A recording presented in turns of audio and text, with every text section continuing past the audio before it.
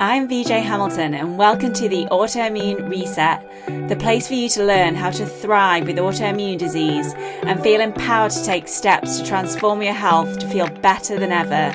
You can start making changes today to improve your health. So with every episode, my mission is to share with you simple ways to up-level your diet and lifestyle with key learnings from my own journey reversing autoimmune disease and inspirational stories from those who have reset their autoimmune symptoms and are now thriving in life. I suffered from autoimmune disease for over 25 years and now I live symptom-free, and I wish the same for you as well. So thank you for being here and sharing this time with me. Now let's get started.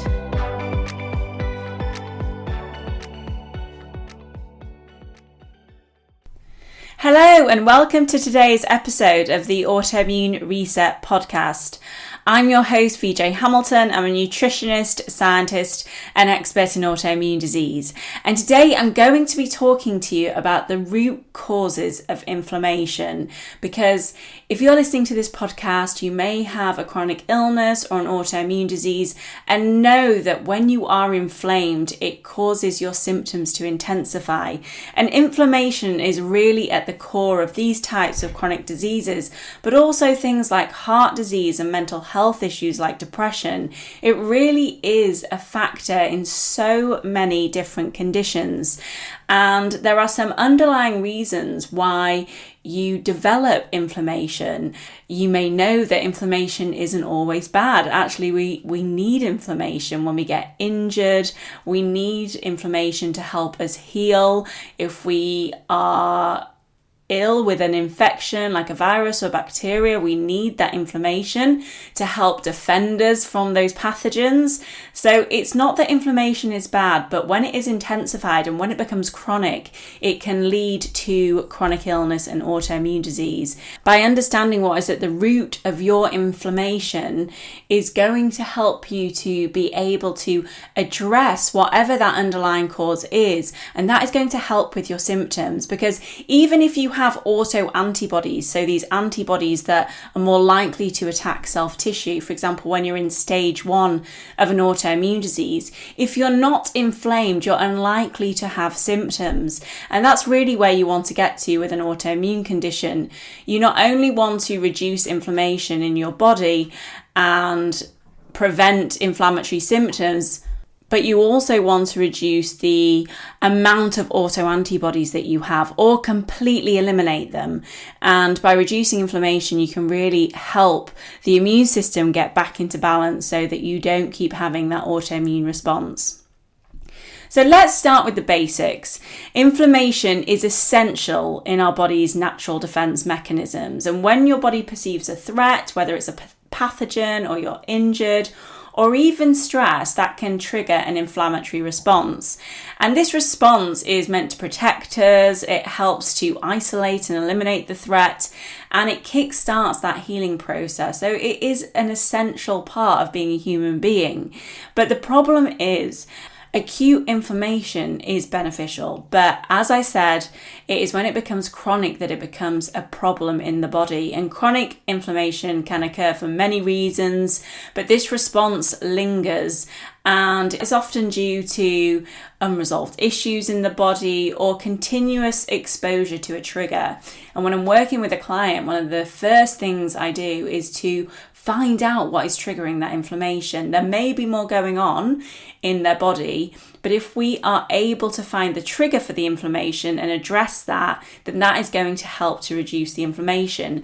And I'm going to talk about 3 main areas that I really feel are the most important areas for you to work on to help to reduce inflammation. So let's start by talking about one of the biggest culprits, and I'm sure you're not going to be surprised by this, but it is the gut.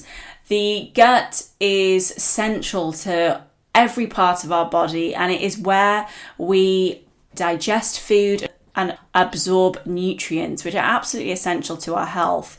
And I find with lots of autoimmune conditions like alopecia, vitiligo, psoriasis, vitamin deficiencies or nutrient deficiencies are often at the heart of those conditions. And obviously the gut plays a role in that. But also we know how important the gut microbiome is, and it plays a vital role in regulating inflammation for us. And I'm sure there is more research to come in that. But when our gut is healthy and our microorganisms are all in balance, that is really supportive for our digestion, but also our immune function. And they even can prove now that when you have a balanced gut microbiome, it helps with mental health issues as well. What I find with many of my clients when I run a stool test, in their results, I will often see dysbiosis come up. I would say out of all of the results that I see, that's one of the main issues. It's this dysbiosis pattern. And dysbiosis is when you have a buildup of certain types of bacteria and potentially not a strong growth of other types of bacteria. And all these bacteria that we have in our gut play a role in digestion, but have a role in different areas of our health as well. So when it is imbalanced, it can cause a whole range of symptoms and can also lead to leaky gut syndrome, where we have this increased intestinal permeability, which means that anything that is in our gut can now get into our bloodstream, and that could be a toxin, it could be a bacteria, an undigested food particle, and when that escapes from the intestines into the bloodstream, that becomes a problem because the immune system doesn't recognize it, and then we have this inflammatory response. There are many reasons why your gut microbiome might be imbalanced. It might be that you're not eating a varied diet, so you're eating one particular healthy food, but you're not eating a varied diet, or you're eating a Western diet, so you're not eating healthy food at all. And that means that you're only going to be feeding some of the strains of those bacteria. Whereas when you have a varied diet, you're feeding all the different types of bacteria, and that means that you're going to have a much more balanced gut microbiome. And that is why I'm not a huge fan of doing a restrictive diet for a long period of time, because you need all those different nutrients. And if you find that you have a food sensitivity, for example, I don't eat gluten, then I'm looking at different foods that have the same benefits that gluten does, because I'm not eating gluten. Other factors that can cause dysbiosis are having stress in your life, because when you're stressed, you're in fight or flight, and that means that the body isn't prioritizing your gut health. It can be due to lack of sleep and overuse of antibiotics and many other factors. And you are best to review the different areas of your life to see what might be causing this for you. And that's what I do with my client. If I find that dysbiosis is coming up, I need to understand what is causing that so that we can address it. Because when you have leaky gut syndrome and you have this imbalanced gut microbiome, that can lead to inflammation, and that can have a knock-on effect if you have an autoimmune condition. But obviously this is just one piece of the puzzle, and I've spoken a lot about gut health on other podcast episodes as well, so feel free to go back and listen to them. But I want to talk to you about the immune system in particular, because as you may know, I studied immunology when I went to university, and I have a degree in immunology, so I'm absolutely obsessed with the immune system. When I became a nutritionist, I knew that I wanted to work with autoimmune disease, but what I have found over the years is that I have learnt a lot about hormones, I've learnt a lot about gut health, I've learnt a lot about cellular health, and part of my course was cell biology. But I don't do as much with the immune system, and it's only when I'm working with complex cases that we really need to get into the nitty-gritty when it comes to the immune system, because often when you work on those other underlying factors like someone's gut, or like balancing your hormones, or making sure that somebody's mitochondria are functioning optimally, but we are going to talk about that in a minute as well, that I don't actually need to do this piece around the immune system, but it is extremely important. And when your immune system is imbalanced, it can lead to inflammation, and it can lead to a vicious cycle of inflammation as well. And it means that there are certain nutrients that are required to be able to calm that fiery response that is happening with the immune system. And as I said, the immune system is it's an amazing system, and I don't think we know everything we need to know about the immune system at the moment. And even since I studied at university, there are new immune cells that are being discovered even now. But it is there to protect us, and we have this natural defense. And I know when I went to university, I just knew about the immune system as protecting us from colds and viruses and bacteria. And that's all I thought it did at that point.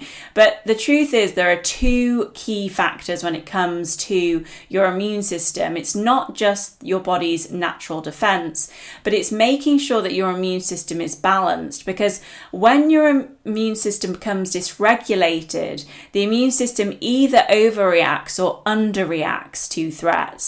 And this can be due to many reasons. You may have a genetic susceptibility. It can be due to environmental factors and stress. I mean, stress is normally a factor in most conditions. It's not always the trigger. That can be something else. But I see chronic stress as a factor in many different conditions, and many of the clients that I'm working with, we need to work on that element as well. But when this imbalance occurs, the immune system then may create this autoimmune response. And we see this with lots of different autoimmune diseases, including rheumatoid arthritis, lupus, alopecia, multiple sclerosis. And there is a critical aspect to the immune system. And I don't want to go into too much science because you probably don't want to know all the details, but I think it's important for you to understand the immune response when it comes to T cells. And there are a particular type of immune cell called a T cell. And these particular immune cells have different jobs in the immune system. Some are going to kill everything. Some are there to send messages. And some actually keep everything regulated. But there are these T cells called T helper cells. And I'm going to be talking about Th1, T helper cell 1, and T helper cell 2, because they are important when it comes to autoimmune disease. And it's the balance of our Th1 and Th2 response that is really important. So the Th1 response is part of the body's cell-mediated immunity, and you don't need to know all the science, but I think it is important that you understand this because it may be a factor in your autoimmune condition. But this T helper 1 response is there to fight off pathogens like viruses, bacteria, and even cancer cells. And they produce these inflammatory cytokines like interferon gamma and TNF alpha. You may have heard of these cytokines through medications or because they are quite important in that inflammatory response, but they activate these other immune cells called macrophages that enhance the killing of infected cells. So they are helping us for the most part. And then we have the Th2 response, and this is part of the body's humoral immunity, and it's geared towards fighting extracellular pathogens, so things like parasites, but they're also linked to allergic reactions, and they produce different types of cytokines like interleukin 4 and interleukin 5, and they produce antibodies by B cells, which is another type of immune cell. And you may have heard these immune cells being mentioned when you go see your doctor, or you maybe have been researching about your autoimmune condition, but they're important to know. And if you have any questions about T cells, feel free to send me a DM on my Instagram account, which is at the Autoimmunity Nutritionist, because I studied this in depth and I do love the science aspect of this, but actually now I see it in clinical practice and I see why this is important. But what can happen is, while the Th2 response is essential in defending against certain types of infections, this Th2 response can become problematic because it can become overactive or dominant, and it creates this imbalance. So some people will have excessive Th2 responses, and that can cause allergic conditions, and it can cause things like asthma, hay fever, and eczema. So when I'm working with autoimmune conditions or inflammatory conditions, I'm thinking about the type of immune response that might be going on in my clients so that I know how to address it, because there's going to be different nutrients that help to calm down different systems in the immune system. And this Th2 dominance is often linked to chronic inflammatory conditions. And I would say it's particularly those that are linked to allergy and atopic disease. So that's, what I'm thinking about when somebody I'm working with has eczema or has had eczema in the past, because they may be more prone to this type of response. And cytokines like interleukin 4, interleukin 5, and interleukin 13 promote inflammation, and they recruit inflammatory cells like eosinophils. And that will be what I'm looking for when I'm looking at my clients' results. Have they got any eosinophil activity? And could this be because they have this Th2 dominance response? And just so you know, these eosinophils, which are another type of immune cell, can create mucus production and bronchoconstriction in the lungs. And so when people are having breathlessness, you think straight away about many different things, including heart health, but breathlessness can be a sign of this type of reaction as well. And some autoimmune disease are actually categorized as Th2 dominant, and they may be things like lupus and scleroderma, which I work with quite regularly in my clinic. And again, I'm assessing whether this response may be a factor in my client's symptoms. So ideally, we really want this balance of Th2 and Th1, so that the immune system responds appropriately to different types of threats in the body. But when one becomes more dominant than the other, that's when there is a problem, and we need to address that with certain nutrients. And the other thing to bear in mind is that when we have this Th2 dominant response, it actually reduces Th1 activity.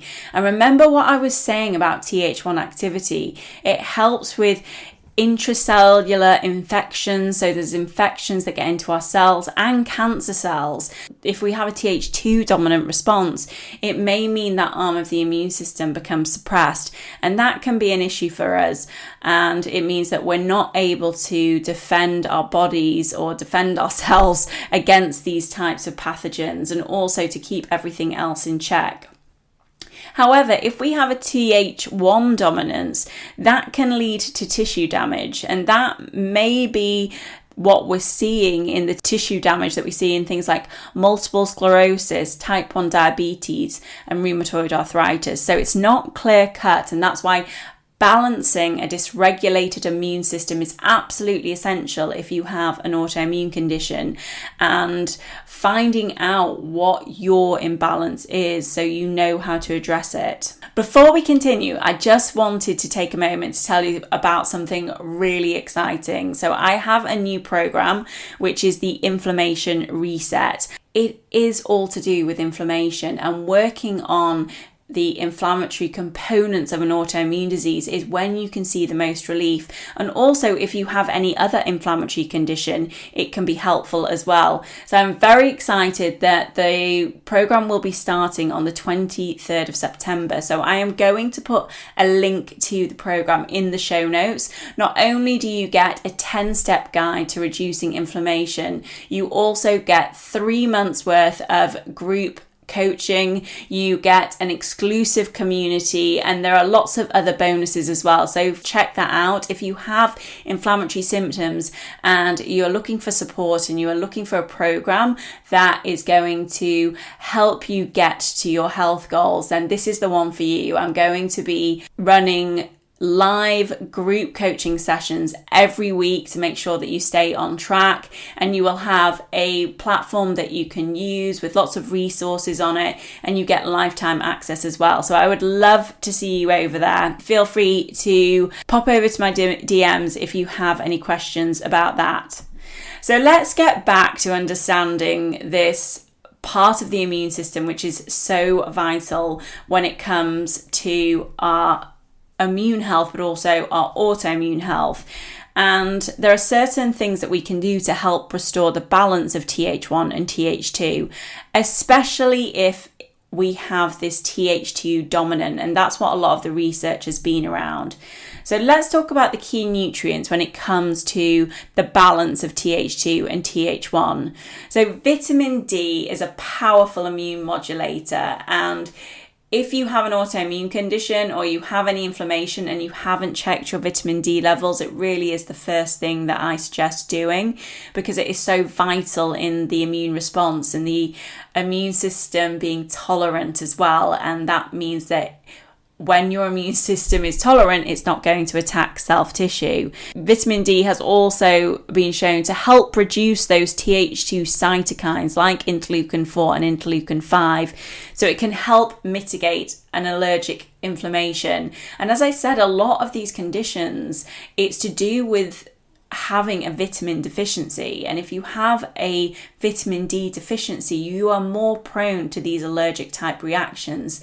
And I run lots of different tests at my clinic. I run food sensitivity tests to help pick up on those allergic reactions.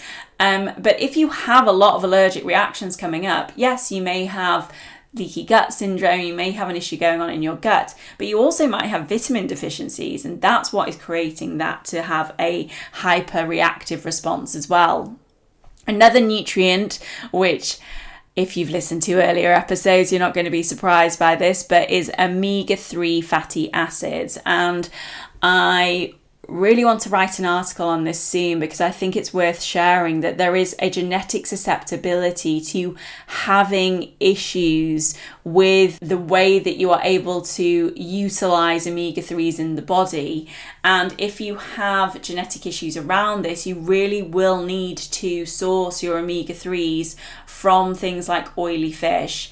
And I think that's particularly important if you're on a vegan diet, and there are now supplements that are vegan friendly which have this more active form in them, but it's just to bear in mind, because I know when I was vegetarian I ended up with a lot of different nutrient deficiencies, and I wasn't a nutritionist at the time, and I thought I was eating healthy, but looking back I was eating a lot of pasta and not a lot of protein or vegetables, but I just thought it was healthy because it was low fat at the time, and that was what the current health trend was. But it's just definitely worth bearing in mind, and that's why I'd like to write an article about it, so that people who are on vegetarian diets know where to get other sources of this vitamin, because it is absolutely vital. And I work with people who eat a vegetarian diet for various different reasons, and I do support it from an ethical perspective as well, and I really want my clients to do the best, but stay in line with their ethics too.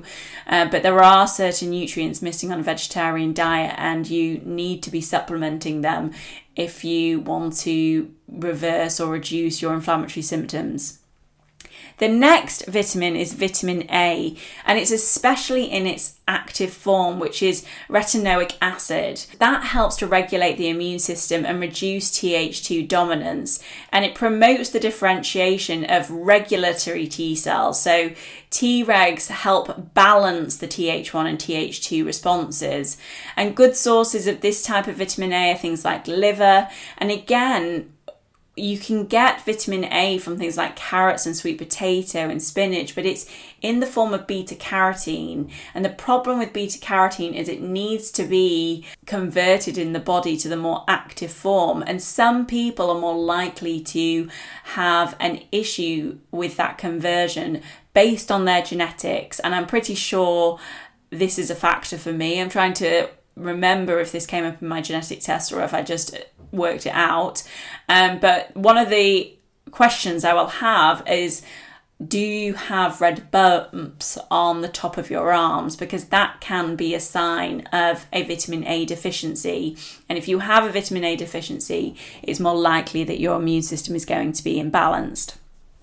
Another nutrient I love is quercetin, and that's found in many fruits and vegetables like apples, onions and berries, and sometimes you will need more of a therapeutic dose to really see those benefits from it. It's anti-inflammatory, it's an antioxidant, and it helps to stabilize those mast cells which release histamine, and it's histamine that can cause a lot of these unhelpful symptoms. But it can really help when there is this Th2 dominance and an allergic reaction present.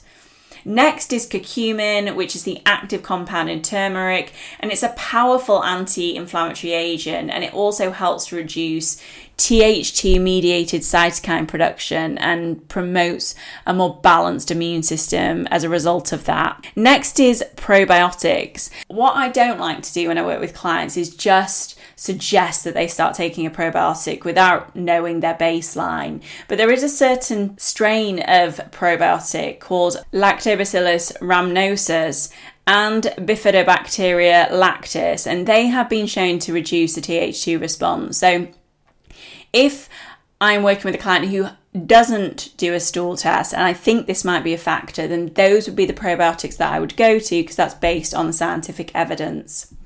There are also lifestyle factors that can help to keep your immune system in balance. Obviously, working on your gut health can really help to keep the balance of the Th1 and Th2 response, and making sure that you're eating a diet rich in fiber. It's always worth checking in on your fiber intake, because I think it is very easy to not eat enough fiber. Fermented foods can be helpful, but only if you can tolerate them. And remember, fermented foods can create a histamine response, and prebiotics like garlic, Jerusalem artichoke, asparagus, all these foods can really help to support a healthy gut microbiome. Also working on your stress response, and you can do this in various ways. I always think when it comes to stress, you need to find what works for you. I know on a perfect day when I wake up and do a meditation, I come downstairs, I write in my journal, and then I do a 10-minute exercise where I will do some writing with like a specific word. It's called object writing. There's just one word, and you almost write a story around that word, and you try and bring in 7 different types of senses. And I learned that through some writing courses, but I find it extremely therapeutic as well. So this is on my perfect day, and that really works for me. And then I like to exercise, and that type of exercise, so things like Pilates and yoga, really helps to bring down my stress response. And then deep breathing and walking out in nature, I find that is extremely helpful for me. But you need to find what's your perfect day, write it down. When are you feeling at your calmest? And the other thing that I'm doing at the moment, and I will be sharing more about this in my community, the Autoimmune Forum, is using a device called NeuroSim. And it helps to calm down your nervous system and to improve your vagal stimulation. And so far, I have seen quite extraordinary results. So I'm looking forward to using it for a month, because that's a suggestion. And if I find it useful, I will be sharing more about it for sure. And then exercise can really help to keep your immune system in balance. It supports both the Th1 and Th2 response.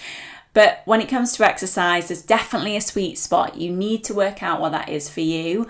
And I know when I had chronic fatigue syndrome, even doing a 45-minute exercise class was way too much for me. But now I'm able to exercise 5 times a week, and that feels like the right amount for me. And I'm doing different types of exercise.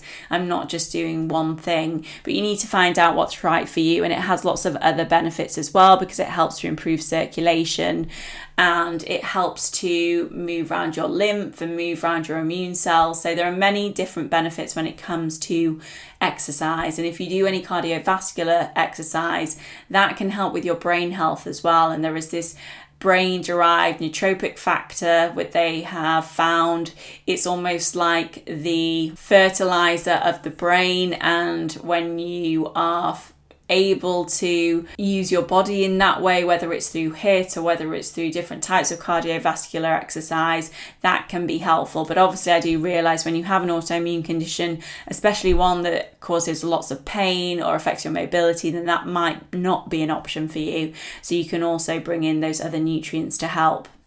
And lastly, I wanted to talk to you about the cell danger response, because this is a key piece when it comes to inflammation. The cell danger response is very much linked to mitochondrial dysfunction, and the mitochondria are known as the powerhouse of the cells, and it's something that I often check with my clients, and you can do that through a test called the metabolomics test, which is run by Genova, but you can also do an organic acids test, which will give you some markers which give you an indication whether you have any cellular dysfunction that is linked to your mitochondria. The critical role that mitochondria play is to be able to convert nutrients into energy. That's what it does for us in the body, but it also has a role in what is called the cell danger response. And the cell danger response is an ancient survival mechanism that activates when we perceive a threat for whatever reason, and that might be an infection, a toxin, or a physical injury. And in response to that, the cells temporarily shut down their normal function to focus on defense and repair. And this includes reducing the mitochondrial energy production. So that is going to be a factor if you have any type of fatigue, especially chronic fatigue. And if your body perceives this threat for a long period of time, that is going to affect your energy production. And again, it's something that I'm checking regularly, because I see this time and time again when clients have a chronic illness or autoimmune disease that they are inflamed, but they are also feeling extremely fatigued. And the problem that can occur is that your body can be stuck in that cell danger response. And when that happens, your mitochondria continue to signal danger even after the threat has passed. So you may have had a very severe virus, but your body still thinks that that threat is there. And that's why a lot of people get this post-viral chronic fatigue syndrome, which is what I had.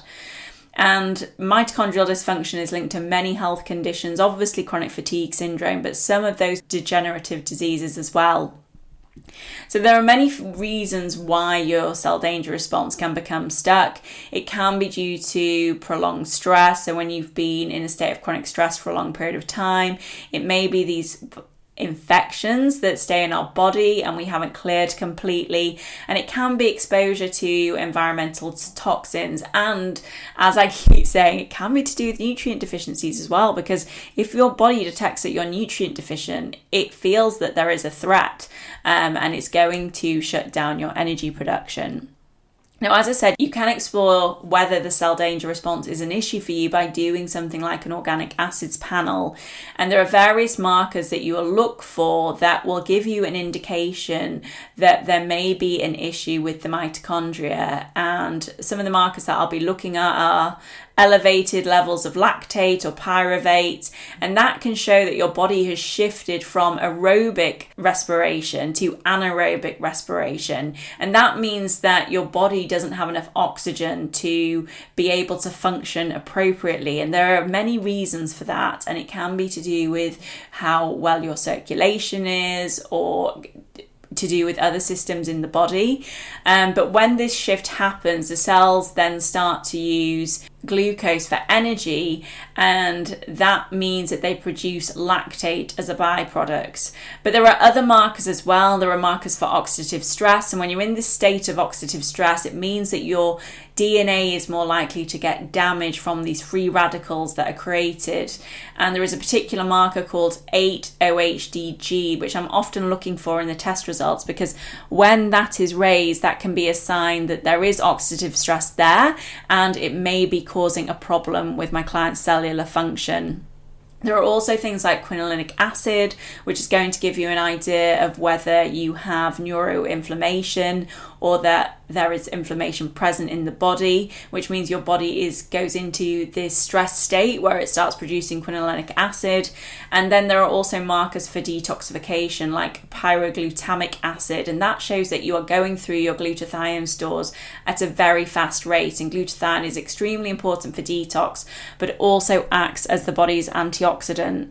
So I'm using all these factors to understand whether the cell danger response is switched on in my client clients, and that may be creating inflammation in their body. And obviously we need to find out what the root of that is, and that's when I make sure that I go through a full health history with my clients, a full life history, understanding my client's story, because that's going to give me an idea of what might be causing the cell danger response to be switched on and causing mitochondrial dysfunction. These are the three areas which I think are the most important when it comes to inflammation. We have our gut health, we have our immune system being out of balance, and we also have a state where our cells think that we are in danger. And you need to understand which is the main factor for your inflammation, and it can be all three, and it can just be one in particular. And by understanding whether that is a factor for you, you can then work on that particular area, improve that particular area, and you should see relief from your symptoms. But for example, a compromised gut can lead to immune dysregulation, and that can turn into mitochondrial dysfunction. So some of these can be extremely linked, and other times it might just be one factor that is causing an issue at the cellular level, and you address that and it helps. But sometimes it may be that you need to work on the gut, then you need to work on regulating the immune system, then you need to work on cellular health.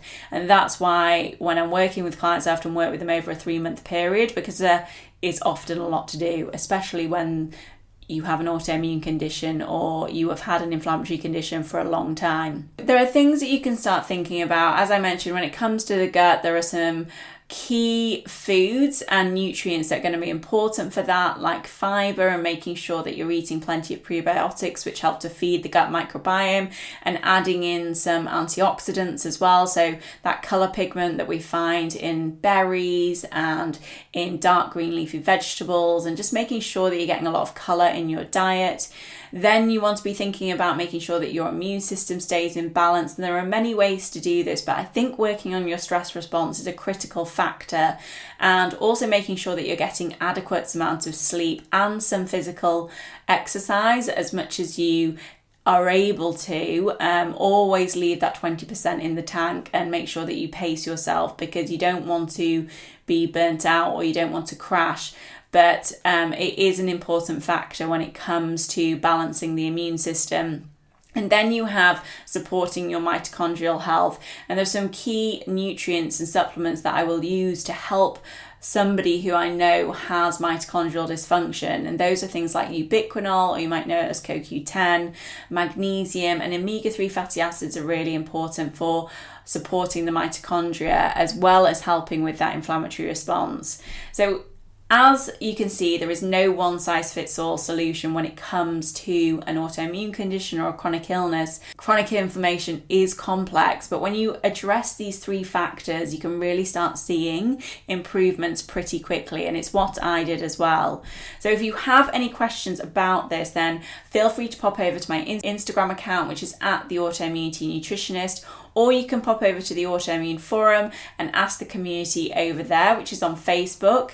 But I also, just again, if you want to be part of the Inflammation Reset, it is starting on the 23rd of September. I would love you to be involved. The program is a roadmap for understanding and managing inflammation from the inside out. There's going to be lots of practical tools, meal plans, and guides that are specifically tailored to your needs. So it's going to just help you to move from being in an inflammatory state, understanding what is causing your inflammation, and knowing the best way to address that. So I'd love to have you on the program and see you over there.